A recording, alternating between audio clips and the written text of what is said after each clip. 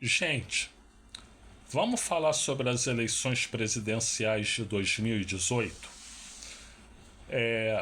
Eleições terríveis, absolutamente terríveis, né?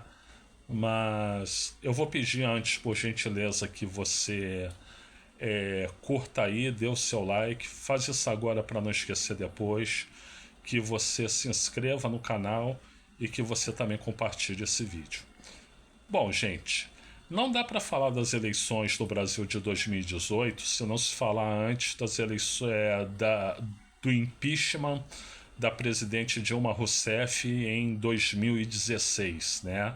Do golpe que fizeram contra a presidente Dilma, né? Bom, gente, a presidente Dilma, desde que se reelegeu em 2014, né? Ela vinha cometendo erros? Vinha cometendo erros, né? Por exemplo, um erro grande que ela cometeu foi nomear o senhor Joaquim Levy para ministro da Fazenda, né? O cara, o mãos de tesoura, ele foi cortando gasto, cortando gasto, cortando gasto, né? E daqui a pouco não tinha nada para o social, não tinha política social, não tinha política pública, não tinha nada, né? E outro erro que ela cometeu, né? E esse foi fatal, né? Ela já desgastada em termos de popularidade por causa da gestão do Mãos de Tesoura no Ministério da Fazenda, foi o quê? Ela quis eleger, depender menos do PMDB, né? E elegeu o presidente da Câmara dos Deputados. Aí ela lançou o Arlindo Chinaglia, do PT, né? Para concorrer contra o Eduardo Campos, né? Ora, Eduardo Cunha, perdão, né? Ora, gente, o Eduardo Cunha, vingativo, né? Uma raposa da política, um homem do mal. Ele ficou ressentido porque a Dilma lançou um candidato contra ele, né? Ele venceu a eleição e aí ele botou na pauta o impeachment, né? Aí, como todo mundo já estava meio chateado com a Dilma porque o país estava crescendo pouco, o país não tava performando, né? E isso exatamente por responsabilidade dela, porque botou um cara como Joaquim Levy lá na Fazenda, né? É, abriu o processo de impeachment, né? Arrumou uma desculpa esfarrapada, disse que ela tinha feito pedalada fiscal. Pedalada fiscal é o cacete, né? E, enfim, ela já desgastada na popularidade, ela foi deposta, né? A verdade é essa, ela foi deposta, né? Depois, com aquela palhaçada toda de Lava Jato, né? A operação parcial, né? A operação pró-direita, né? Eles conseguiram prender o candidato mais forte à eleição em 2018, né, que era o Luiz Inácio Lula da Silva, né? Entre 2016 e 2018, quem governou foi o Michel Temer, né, que era vice da Dilma, né? Outro pilantra que conspirou contra ela, né? E, enfim, aí prenderam o presidente Lula. E o ex-presidente Lula na ocasião, né? E então, quem eram os candidatos, né? Os candidatos eram o Luiz Inácio Lula da Silva, mesmo da prisão, né? O Ciro Gomes, né? O Luiz Inácio Lula da Silva pelo PDT, perdão, pelo PT, Partido dos Trabalhadores, né?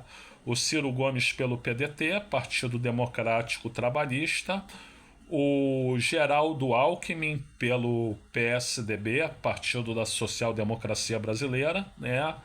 E o Jair Messias Bolsonaro, né? Pelo PP, seria o Partido Progressista, né? Não lembro o nome do partido do Jair Messias Bolsonaro, mas também isso não faz a menor importância, né? Gente, com o país dividido em torno de gente que acreditava na Lava Jato e gente que não acreditava, né? Ainda assim o Lula era favorito a ganhar, mas preso não dava, né? Obviamente todo mundo sabia que em algum momento a candidatura do Lula ia ser cassada, né? Aí dizem que foi nesse momento que o Ciro Gomes acertou com o Fernando Haddad para fazer uma chapa Ciro-Haddad, Ciro como presidente, Haddad vice, né? E aí o Haddad foi levar essa alternativa ao presidente Lula lá na cadeia, né? E o Lula teria vetado, né? E aí o Ciro ficou furioso, né? E se virou contra o Lula, né? O que o Ciro não entende é que existem outras variáveis em jogo, né? Por exemplo, eles tinham definido que o Lula ia levar a candidatura até onde ele pudesse para defender o legado dele. E defender o legado dele era importante, né? E a outra coisa é que se ele dissesse para a militância do PT, né, que o PT não ia ter candidato, que o candidato do PT ia ser candidato a vice, né? A militância ia fazer uma baderna que não acabava mais, né? Então o Ciro não entendeu isso, né? Bom, seguiu a campanha, né? Tempos depois, a Gleisi Hoffmann, né, presidente do PT, vira para o Ciro e diz assim: olha, o Lula está te convidando para ser vice na chapa dele, né? Gente, não precisa ser um gênio, né? Ser uma inteligência suprema para saber o seguinte, né? Se o Ciro aceita ser candidato a vice, o Lula ia ser a chapa Lula e Ciro, o Lula ia ser cassado, né? E a candidatura ia cair no colo do Ciro, né? E aí o Ciro tinha tudo para ganhar a eleição, né? Mas o babaca arrogante, né, ressentido, ele rejeitou, né? Então o que aconteceu? Uma vez que o Ciro rejeitou, né, se seguiu a campanha, entretanto, se esperava que o Bolsonaro estava muito bem nas pesquisas, né? Nesse momento o Lula já em segundo, né? E o Alckmin, o Ciro em terceiro e o Alckmin em quarto, se eu não me engano, o Alckmin em terceiro e o Ciro em quarto, né? Alguma coisa assim, mas se imaginava o quê? Vai começar o horário eleitoral, o Bolsonaro ele não tem horário eleitoral praticamente, então aí o Alckmin vai aparecer e o Alckmin vai crescer e deve roubar a vaga do Bolsonaro no segundo turno. Era o que se achava, né? Não se contava com dois fatores. Primeiro que nas redes sociais a campanha do Bolsonaro estava bombando, né? Os caras desenvolveram uma competência, uma expertise para isso muito grande, né? Então, não ter quase tempo no horário eleitoral não contava mais tanto, porque tendo as redes sociais a favor, né? Isso já ajudava bastante. O segundo fator, óbvio, que contribuiu a tal da facada do Adélio Bispo no Bolsonaro lá em Juiz de Fora, né? Que para mim é uma facada fake, né? Eu não tenho como provar isso, vou fazer o quê, né? Então, com isso, o Alckmin não cresceu e o Bolsonaro foi para o segundo turno, né? Ficou numa votação expressiva, intenções de voto altas, votação expressiva e foi para o segundo turno, né? Contra ele foi quem? Foi o Fernando Haddad, porque o burro do Ciro não quis a vice do Lula, então quem ficou na vice do Lula foi o Haddad. Aí, quando a candidatura do Lula foi cassada, o Haddad subiu nas intenções de voto que nem um foguete e chegou ali perto do Bolsonaro e foi para o segundo turno. E o Ciro ficou em terceiro lugar chupando o dedo, né? Bem feito, quem é que manda ser arrogante, né? E aí, no segundo turno, né, existia um sentimento anti-PT muito grande, né? Por vários motivos, né? Porque tinha tido impeachment e o pessoal achava que a Dilma era culpada mesmo. Aí o Lula estava preso e diziam que o Lula era ladrão, né? Não viam a parcialidade da Lava Jato, né?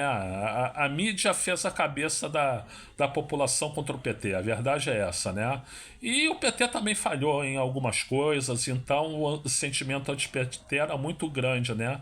E aí venceu a eleição no segundo turno o senhor Jair Messias Bolsonaro, né? Dali ele se tornou o pior presidente que a história desse país já viu, né? Presidente inculto, presidente incompetente, presidente salafrário, né? Contra a campanha da vacinação da Covid-19, contrabandista de joias, apoiador de golpes, enfim, a lista é interminável, né?